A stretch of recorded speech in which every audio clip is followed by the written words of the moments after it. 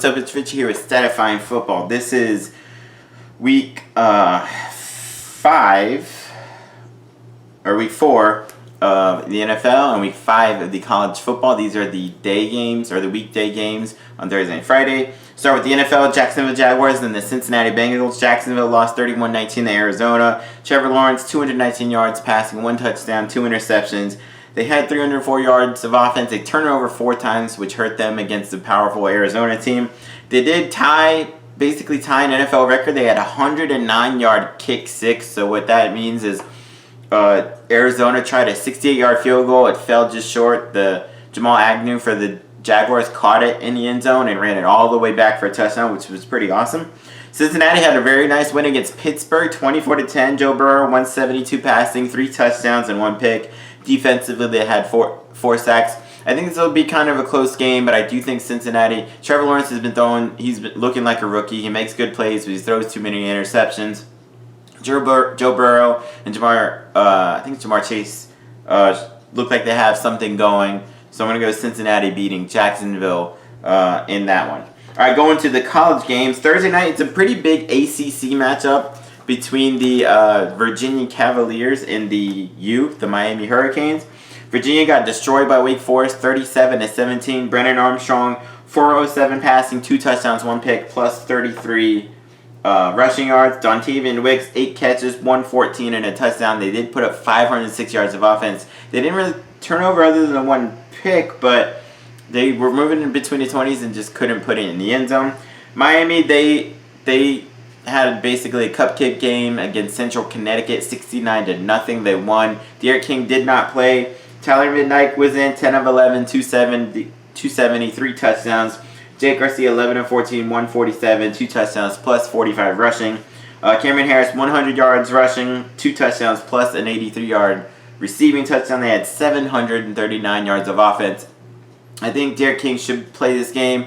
This is going to be a fun, high-scoring game, I think, but I'm going to say Derek King will have the last chance. He'll probably win with the last-second touchdown or something, but I got Miami winning this one. All right, going to Friday, I got Houston and Tulsa. Houston, they beat Navy 28-20. Clayton Tune, 257 and a touchdown, plus they had a punt return for a touchdown.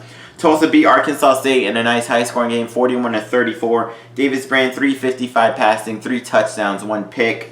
Shamar Brooks ran for 155 and a touchdown. Anthony Watkins ran for 115 and a touchdown. Josh Johnson had 9 catches, 127 yards. Sam Crawford had 2 catches for 105 yards and 2 touchdowns.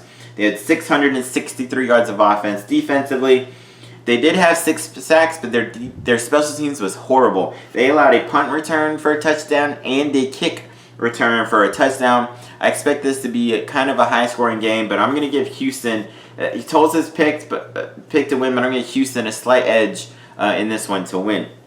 All right, big game in the Big Ten between Iowa and Maryland. Iowa's ranked 5th in the country. They are 4-0. Maryland is 4-0 and playing well under Tua Tagovailoa's younger brother, Talia Tagovailoa. He's playing very well. Iowa's coming off kind of a close win against Colorado State, 24-14. They were actually down 14-7 at halftime and came back to win. Spencer Petras passed for 224, 2 touchdowns and 1 pick. Maryland did pretty well against Kent State, a good offense at Kent State, and won 37-16. Talia Tagovailoa, 384 passing, 3 touchdowns and 1 pick. Dante Demas, 4 catches, 108 yards and a touchdown. They had 526 total yards. They did turn it over twice, which Iowa is good at forced turnovers. They're one of the best defenses in the nation.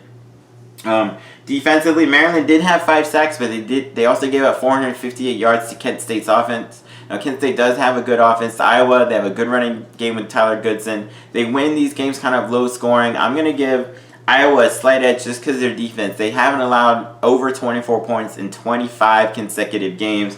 I think they might be able to pressure Talia just a little bit, force them in a couple, maybe 1 or 2 turnovers. I do think it'll be a close game, but I think Iowa will come out winning in the end. And the final game on Friday night is BYU and Utah State. This could be high scoring. BYU, they beat USF 35-27. They were up 28-6 at halftime and let USF come almost all the way back.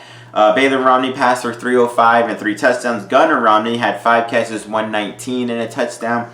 Puka Nacua had 4 catches for 102.